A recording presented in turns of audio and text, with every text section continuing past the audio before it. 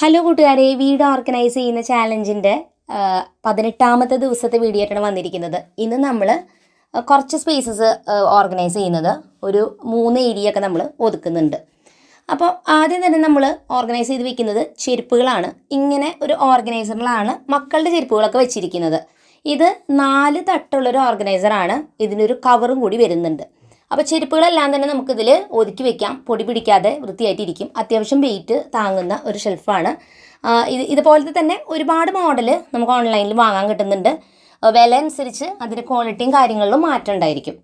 ഇതിൻ്റെ കൂടെ തന്നെ നമ്മളിങ്ങനെ ഒരു ഓർഗനൈസറിൽ സോക്സ് ഒക്കെ കുട്ടികൾ കൊണ്ടുവന്നിട്ടുണ്ടെങ്കിൽ സ്കൂളിലേക്ക് യൂസ് ചെയ്യുന്നതോ അല്ലെങ്കിൽ അങ്ങനെ വെച്ചാൽ അതെല്ലാം മടക്കി വെക്കാം. അതോടൊപ്പം തന്നെ ഷൂസൊക്കെ പോളിഷ് ചെയ്യാനുള്ളതും ക്ലീൻ ചെയ്യാനുള്ള ബ്രഷുകളും ഇതെല്ലാം തന്നെ നമ്മൾ ഷൂ വെച്ചിരിക്കുന്നിടത്ത് തന്നെ വെക്കുക. അപ്പോൾ അത് എടുക്കാനും വെക്കാനൊക്കെ നമുക്ക് കുറച്ചും കൂടി ഈസി ആയിരിക്കും. അപ്പോൾ ഈ ഒരു തട്ടിൽ മക്കളുടെ ചെരുപ്പുകളാണ് നമ്മൾ വെച്ചിരിക്കുന്നത്. ഇത് കുട്ടികളുടെ ചെരുപ്പ് വയ്ക്കുന്ന ഭംഗി കാരണം ഇതിൻ്റെ ഒരു കവറും കാര്യങ്ങളൊക്കെ കുറേ ഡിസൈനൊക്കെ ഉള്ളതുണ്ട്. ഇതുപോലെ തന്നെ പ്ലെയിൻ കവറുള്ളതും വരുന്നുണ്ട്.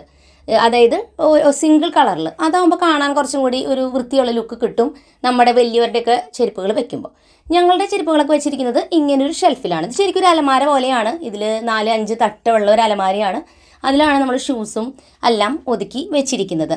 ഓരോരുത്തരുടെ ഇഷ്ടമനുസരിച്ച് ഷൂ ഷെൽഫ് എങ്ങനെയാച്ചാൽ വെച്ചിട്ട് തീരുമാനിക്കാം. എന്തായാലും ഒരു സ്പേസ്, ഒരു ഷൂ റാക്ക് ഉള്ളത് മസ്റ്റ് തന്നെയാണ്.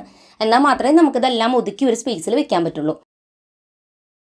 ഇനി ഷൂ കഴുകാനായിട്ട് ഞാൻ സാധാരണ ചെയ്യാറുള്ളത് ബക്കറ്റിൽ ഇളം ചൂടുവെള്ളം, ഭയങ്കര തിളച്ച വെള്ളമല്ല കേട്ടോ, ഇളം ചൂടുവെള്ളത്തിൽ ഞാൻ സോപ്പ് പൊടി ഇട്ട് കൊടുക്കും. അതിന് ശേഷം കുറച്ച് വിനാഗിരിയും കൂടി ഒഴിച്ചിട്ട് ചെരുപ്പ് എന്ന് വെച്ചാൽ ഷൂ ഒക്കെയാണ് സാധാരണ ഇങ്ങനെ കഴുകാറുള്ളത്.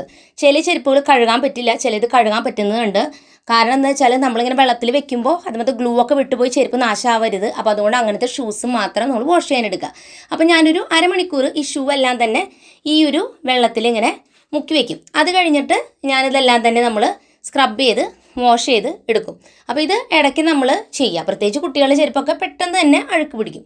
അപ്പോൾ നമ്മൾ കഴുകുന്ന സമയത്ത് ഈ ചെരുപ്പിൻ്റെ താഴ്ഭാഗത്തെ സോളും കാര്യങ്ങളൊക്കെ ഉണ്ടല്ലോ, അവിടെ അഴുക്ക് കൂടുതലുണ്ടെന്നുണ്ടെങ്കിൽ കുറച്ച് ലിക്വിഡ് സോപ്പ് എടുത്തിട്ട്, പാത്രങ്ങളിൽ ലിക്വിഡ് സോപ്പോ അല്ലെങ്കിൽ ഡിറ്റർജൻ്റ് ആയാലും കുറച്ചെടുത്തിട്ട് സൈഡുകളിൽ ഒരു ബ്രഷ് ഉപയോഗിച്ചിട്ട് ഉരച്ചിട്ട് വൃത്തിയാക്കുക. അപ്പോൾ കുറച്ചും കൂടി നല്ല രീതിക്ക് നീറ്റായിട്ട് കിട്ടും. ചെരുപ്പ് വൃത്തിയാക്കുന്ന സമയത്ത് ഒരു ഗ്ലൗസ് യൂസ് ചെയ്യുന്നത് നല്ലതാണ് കേട്ടോ. എനിക്ക് അത്രയും ഒരു കംഫർട്ടബിൾ ആയിട്ട് അപ്പോൾ തോന്നിയില്ല, അതുകൊണ്ടാണ് യൂസ് ചെയ്യാതിരുന്നത്. പക്ഷേ അത് യൂസ് ചെയ്യാനായിട്ടൊന്ന് ശ്രദ്ധിക്കുക. അപ്പോൾ നന്നായിട്ട് ഇങ്ങനെ ടൂത്ത് ബ്രഷ് പഴയത് പറഞ്ഞ് ഉപയോഗിച്ചിട്ട് നമുക്കിതിങ്ങനെ വൃത്തിയാക്കാനായിട്ട് യൂസ് ചെയ്യാം. വാഷ് ചെയ്യുന്നത് രാവിലെ തന്നെ വാഷ് ചെയ്യുക. അപ്പോൾ എന്താണെന്ന് വെച്ചാൽ കാലത്ത് വാഷ് ചെയ്ത് വെച്ചാൽ ഉച്ചയ്ക്കത്തെ വെയിലും അതെല്ലാം കൊണ്ടുവരുമ്പോൾ ചെരുപ്പ് പെട്ടെന്ന് തന്നെ ഉണങ്ങും. നന്നായിട്ട് ചെരുപ്പ് ഉണങ്ങിയിട്ടില്ലെങ്കിൽ 2 ദിവസമൊക്കെ വെച്ച് പിന്നെ ഉണക്കിയെടുക്കുമ്പോൾ ഉണങ്ങും ചെരുപ്പ്, പക്ഷേ ചിലപ്പോൾ ഒരു വലഞ്ഞ മണം വരാൻ സാധ്യതയുണ്ട്. അതുകൊണ്ട് നല്ലതായിട്ട് ചെരുപ്പ് ഷൂസ് കഴുകി കഴിഞ്ഞാൽ ഉണക്കിയെടുക്കാൻ പറ്റുന്ന ഒരു സമയത്ത് മാത്രം ചെരുപ്പ് കഴുകാനായിട്ട് ശ്രദ്ധിക്കുക. ഇനി ഇതുപോലെയുള്ള ചെരുപ്പുകളല്ല, അപ്പോൾ നിങ്ങൾ സ്റ്റോൺസ് ഒക്കെ വെച്ച ചെരുപ്പുകളാണ്, നല്ല ചെരുപ്പുകൾ കഴുകാൻ പറ്റാത്തതാണെങ്കിൽ ഒരു തുണി ചെറുതായിട്ടൊന്ന് നനച്ചിട്ട് നന്നായിട്ട് വൈപ്പ് ചെയ്തെടുക്കുക.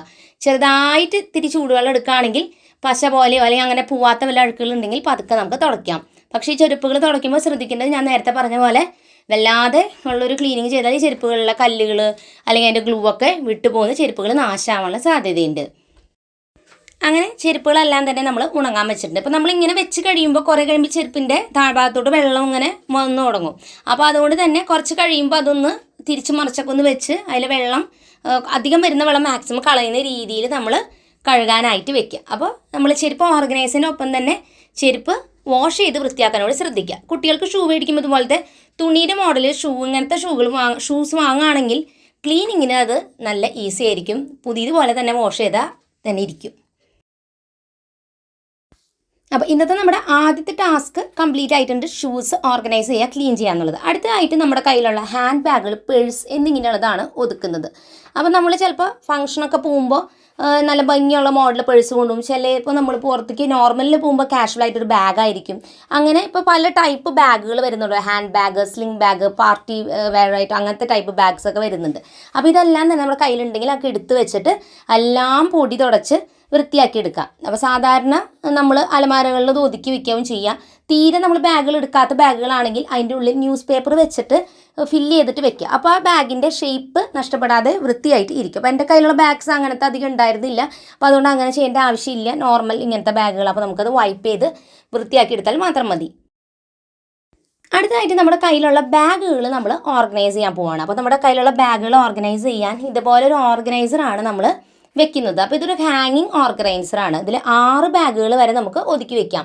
ചെറിയ ബാഗാണെങ്കിൽ 6ൽ കൂടുതൽ നമുക്ക് വെക്കാൻ പറ്റും. അപ്പോൾ ഇതിങ്ങനെ സൈഡിൽ കൂടെ നമുക്കിത് വെക്കാം, 2 സൈഡിൽ കൂടെയും വെക്കാൻ പറ്റും. 6 സ്ലോട്ട് വരുന്നതിൽ അതിൻ്റെ മുൻഭാഗത്ത് ഇങ്ങനെ പ്ലാസ്റ്റിക് പോലെയാണ്. അപ്പോൾ നമുക്ക് ഉള്ളിൽ എന്താ ഇരിക്കുന്നതെന്ന് കാണാനായിട്ട് വെക്കാനും എടുക്കാനും വളരെ ഈസിയാണ്. ഇതിങ്ങനെ നീളത്തിലാണ് വരുന്നത്, താഴോട്ട് ഇങ്ങനെ ബാഗ് വെക്കാനായിട്ട് പറ്റും. അപ്പോൾ ഏറ്റവും മുകളിലത്തെ ആ ഒരു സ്ലോട്ടിനെക്കാട്ടും താഴേക്ക് എത്തുമ്പോഴേക്കും കുറച്ചുകൂടി വലിയ സ്ലോട്ടായിട്ട് വരും. അപ്പോൾ വലിയ ബാഗൊക്കെ നമുക്ക് താഴത്ത് എടുത്ത് വെക്കാൻ പറ്റും. ഇത് വളരെ ഇങ്ങനെ നീളത്തിനും വളരെ കനം കുറവായതുകൊണ്ട് നമുക്ക് ഇത് എവിടെ വേണമെങ്കിലും ഹാങ് ചെയ്യാം. അത് ഇടുങ്ങിയ സ്പേസ് ആയാലും അവിടെ ഹാങ് ചെയ്യാം. കുറച്ച് സ്ഥലമുള്ളെങ്കിലും ഇത്രയും ബാഗ് നമുക്ക് ഒറ്റ ഇതിൽ തന്നെ ഒതുക്കി വെക്കാൻ പറ്റും. ബാഗ് മാത്രമല്ല കേട്ടോ, നമുക്ക് വേറെ ബാഗുകൾ, ഇപ്പോൾ പേപ്പർ ബാഗ്സ് അല്ലെങ്കിൽ പ്ലാസ്റ്റിക് കവേഴ്സൊക്കെ നമുക്ക് എക്സ്ട്രാ വരുന്നത്, നല്ല കവറുകളൊക്കെ ഇല്ലേ, അതൊക്കെ ഫോൾഡ് ചെയ്തിട്ട് ഇതിൻ്റെ ഉള്ളിൽ ഒതുക്കാൻ പറ്റും. നമ്മുടെ ഐഡിയ അനുസരിച്ച് ഈ ഒരു ഓർഗനൈസർ ഉപയോഗിക്കാം. അപ്പോൾ ഇത്രയും വലിയ ബാഗ് വരെ നമുക്കിതിൽ ഒതുക്കാം. അപ്പോൾ ഞാൻ നേരത്തെ പറഞ്ഞല്ലോ, ഈ ബാഗിൻ്റെ ഉള്ളിൽ ഞാൻ ന്യൂസ് പേപ്പർ സ്റ്റഫ് ചെയ്തിട്ടുണ്ട്, അതുകൊണ്ട് അത് ഇത്തിരി തടി ആയിട്ട് ഇരിക്കുന്നത്. എന്നിരുന്നാലും ഈ ബാഗ് ഇതുപോലെ നമുക്ക് ഒതുക്കിയെടുക്കാൻ പറ്റി.